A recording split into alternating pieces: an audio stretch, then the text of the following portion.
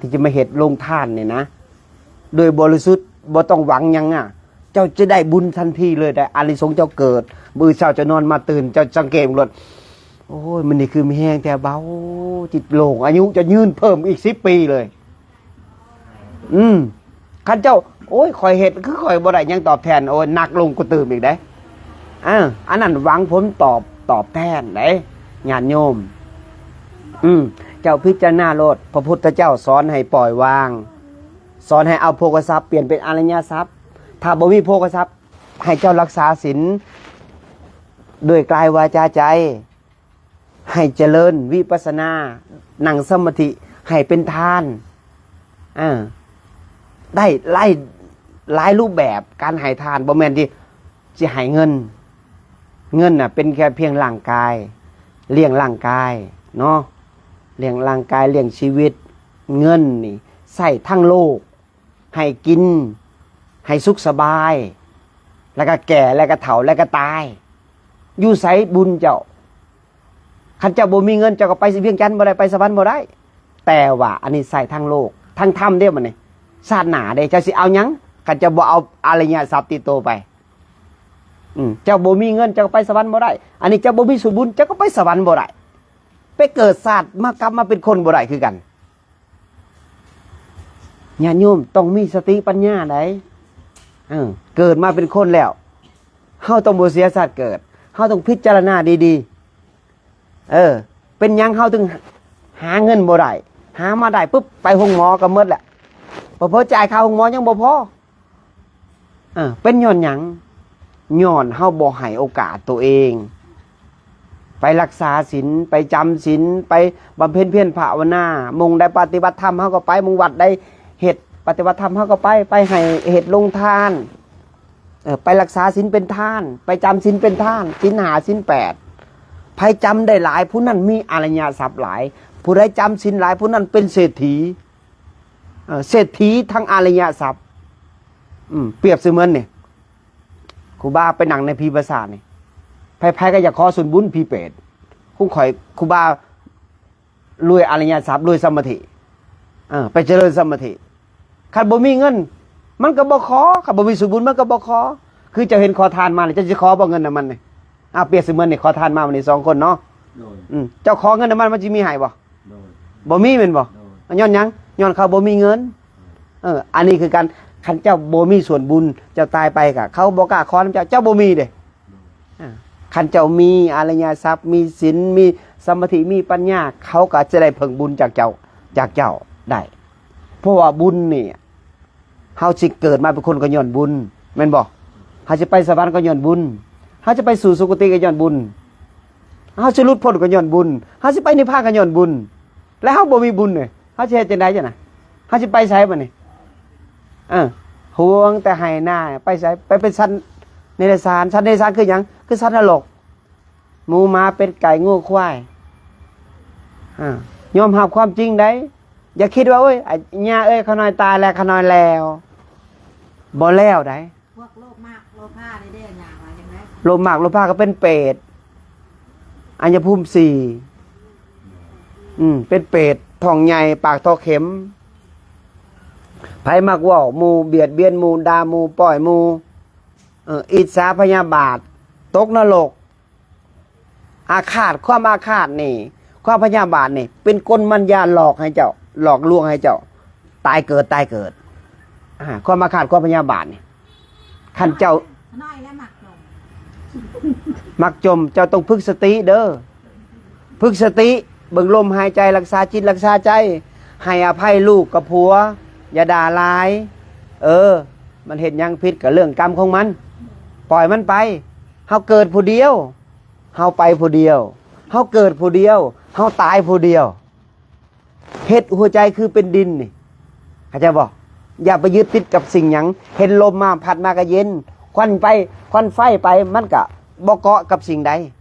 มันก็สบายใจมันว่างเปล่าเด้ของอนัตตาแม่นบ่เปรียบเสมือนกับน้ำเจ้าน้ำใจเจ้าเนี่ยเปรียบเสมือนกับน้ำแม่น้ำสมุทรเปรียบเสมือนไอ้กรรมนั่นจะนำเจ้าไปแน่นอนเจ้าสีดีเจ้าสีสัวกรรมเจ้าติดตามเจ้าไป นำพาเจ้าไปสู่สุคติเจ้าเหตุกรรมดีเจ้าเหตุกรรมไม่ดีก็สู่นรกนรกมีจริงศาสนามีจริงชาติที่แล้วมีจริงบุญมีจริงบาปมีจริงอย่าสู่บ่เสือได้ว่าบุญบ่มีบาปบ่มีไหนเป็นสัตว์เนรชานไหนไผบ่เสือไหนอันนี้เรื่องจริงไหนเป็นหยังครูบาถึงมาบ้านเกิดก็ย้อนจังซี่แหละเห็นป่าลุงนี่ตาบอดสนิทเลยบ่ฮู้จักศีล5ซับศีล5มีหยังแหน่อ้าวไผตอบได้ศีล5มีหยังแหน่ปานาบ่ให้ฆ่าสัตว์ตะฆ่าลงวัดบ่เป็นหยังบ่เอาไปบอกฉันบ่ได้เด้อบาปเลย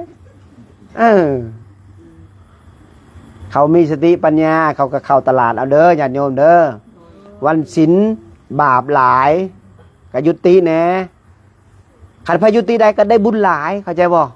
8 คำ 5 คำยังในใจจะให้ละเว้นคู่มือแล้วกันละได้ไปตลาดเอาพอออกวัดเนี่ยเราไปตลาดฝากแล้วพอออกวัดซื้อมาให้แน่คันเราเปิดจิตใจกว้างๆนั่นหน้าตาเจ้าเบิกบานมวลซืนเจ้าจะบ่มีราคะในใจเจ้านี่คอยว่าเทศออกบ่ถึงใจเจ้านี่บางคนก็เบิกหิศพบางคนก็ตำหนิแม่นบ่บางคนก็ทุกข์ในใจย้อนเทศบ่ถึงใจทุกคนเพราะว่าจิตของปุถุชนสิ่งใดบ่พอใจย่อมเป็นทุกข์แน่นอนแม่นบ่ย่อมปฏิฆะแน่นอนถ้าเกิดว่าจิตใจดีนะโอ้ยพ่อแม่ครูบาอาจารย์เทศจริงใดได้ปัญญาจริงใดขอเขาหน่อยได้น้ำได้บุญส่วนใดขอเขาหน่อยได้น้ำผู้นั้นจะได้บุญน้ำได้สาธุได้ตัวนั้นเด้อมื้อใดพวกเจ้ามีความทุกข์พวกเจ้าพิจารณาได้ดีเปิดธรรมะฟังบ่ว่าอาจารย์องค์ใดเทศธรรมะพวกเจ้าฟังแล้วพวกเจ้าแชร์ออกพวกเจ้าให้ธรรมะเป็นทานสนะทั้งปวงเลยได้ขน้อยหันเบิ่งทุกมื้ออะญาได้ขน้อยสงบแนมแล้วก็มื้ออีกมือก็ฮู้จักมันฮู้จักมันเกิดเพราะว่ามันเกิดขึ้นสักพักนึงมันก็ดับไปแม่นบ่เจ้านั้นมันทุกข์เจ้านั้นมันก็สบายใจแม่นบ่นั่นแหละมันเกิดดับเกินว่าเกิดดับตอนมันเกิดเนี่ยเจ้าเห็นเจ้าบ่เห็นมันเจ้าก็ปล่อยมันไปเอากะเจ้าเห็นได้โยมนั่นจะเห็นความเกิดดับเด้มันบ่เห็นความเกิดดับเดี๋ยวเจ้าสบายใจเจ้าหน้าตาเจ้าก็เบิกบานเจ้าจังซี่เด้อเจ้านั่งสมาธิเด้อเจ้าบ่นั่งบ่ได้จะนอนเบิ่งสมาธิเด้อโยมเด้อนอนดึงลมปล่อยออกดึงลมปล่อยออกโอ้ยเบิ่งคู่มือเนี่ยมื้อละ10 นาทีเนี่ยหน้าตาเจ้าผ่องใสเลยเบิ่งทุกมื้อเลยเบิ่งคู่มือจนมือมันตายพุ่นเพราะว่าลมหายใจนี่เป็นเครื่องเดิมพันให้เจ้าไปสู่สุคติไอ้หยังนี่ซอยเจ้าบ่ได้ผัวเจ้าซอยเจ้าบ่ได้เมียเจ้าซอยเจ้าบ่ได้พ่อแม่ซอยเจ้ายังบ่ได้นอกจากบุญกับบาปที่ซอยเจ้าได้บุญนี่จะนำสู่จะไปสู่สุคติเจ้าเหตุกรรมยังไหวกรรมนั่นตามตัวจะไปแน่นอนแต่ว่าไผอยากเกิดเป็นคนแล้วไผเลือกที่จะอยู่กับกรรมหรือสิออกจากกรรมต้องถามจิตตัวเองคอยจะอยู่กับกรรมบ่หรือคอยจะออกจากกรรมถ้าเจ้าจะออกจากกรรมจะละสัวทำดีคือละความคิดชั่วๆนะมันคิดชั่วๆกับผู้อื่นเขามันบาปมันคิดเอาของผู้อื่นมันบาปคิดอาฆาตมันบาปบ่เอาปล่อยว่างบ่แม่นก็ตนของเฮาความคิดนี่เป็นพญามารที่พาเจ้าตายเกิดพาเจ้าลงนรกทุกภพทุกชาติมันจองเจ้าไปจองกรรมจองเวรเจ้าทุกภพทุกชาติแม้กระทั่งเกิดมาเป็นพี่น้องกันกระสร้างกันย้อนว่าเป็นเจ้ากรรมนายเวรไม่อยู่ห่วมกันจะสื่อใดเห็นบ่ครูบาไปพีภาษาครูบาบ่เคยเห็นว่าลูกมื้อนั้นเอาพอออกแก้วมานั่งในพีภาษานั่งนอนนำพ่อเจ้าได้บ่พอออกแก้วว่าบ่กล้านอนใช่ว่าพ่อลูกกันย่านพี่พ่อตัวเองบ่กล้านอนใช่ว่าความหักมันมีบ่มันบ่มีไหนผัวเจ้าตายเจ้าเอาผัวไหมแม่นบ่เมียเจ้าตายเจ้าเอาเมียไหมแม่นบ่อันเรื่องนี้มันบ่เกี่ยวแต่ว่าอันนี้เป็นสัจจะความจริงเด้อในโลกใบนี้สัจจะความจริงไผ ไผออกจากความจริงบ่ได้แน่นอนเกิดแก่เจ็บตายไผออกจากนี่บ่ได้หนีจากพ้นความตายไปบ่ได้แน่นอนความตายนี่เป็นเพียงแท้แน่นอนในโลกใบนี้สิ่งที่เอาได้คือบุญที่ผู้ใดมีสติปัญญาเอาส่วนบุญเอาโภคทรัพย์เนี่ยเปลี่ยนเป็นส่วนบุญเปลี่ยนเป็นอารยทรัพย์ติดไปทุกภพทุกชาติถ้าผู้ใดบ่เปิดจิตเปิดใจบ่ให้โอกาสตัวเองแลกเอาอารยทรัพย์ผู้นั้นก็เป็นคนถูกตายไปก็จมย้อนยังย้อนเจ้าบ่ให้โอกาสตัวเองถ้าเกิดว่าเจ้าให้โอกาสตัวเองเจ้าก็ลอยลำไปเลยสบายเลยเจ้าไปรักษาศีลอย่าไปยึดติดหลายให้หน้าตาตมเจ้าเกิดมาเจ้าก็เห็นเลยแม่นตัวเกิดมาเจ้าก็เหยียบดินเลยมันเป็นแค่หมายเอาซื่อๆละเขียนเจียบเป็นตำราของข่อยไปยึดติดของข่อยซื่อ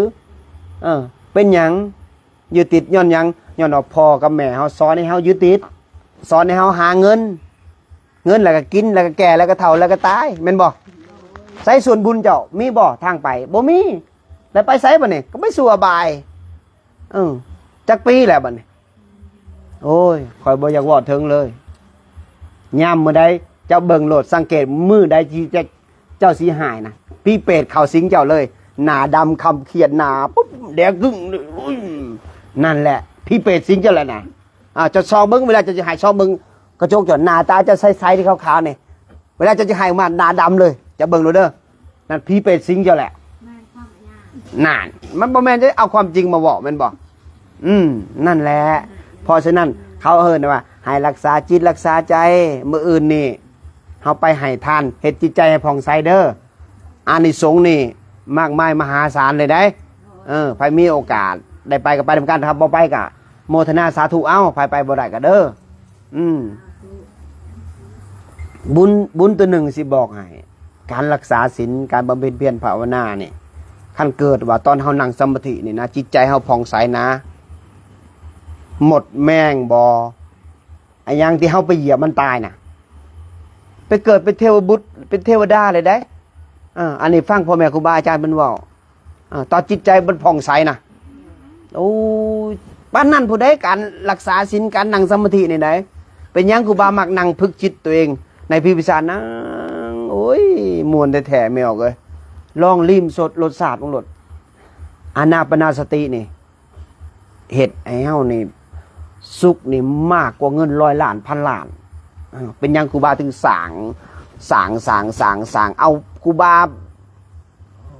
มีสติครูบาบ่ยอมปล่อยโอกาสครูบาสางเอาอริยทรัพย์อย่างเดียวเพื่อครูบาสิไปในศาสตร์ต่อไปเพื่อที่ไปใส่ข้างหน้า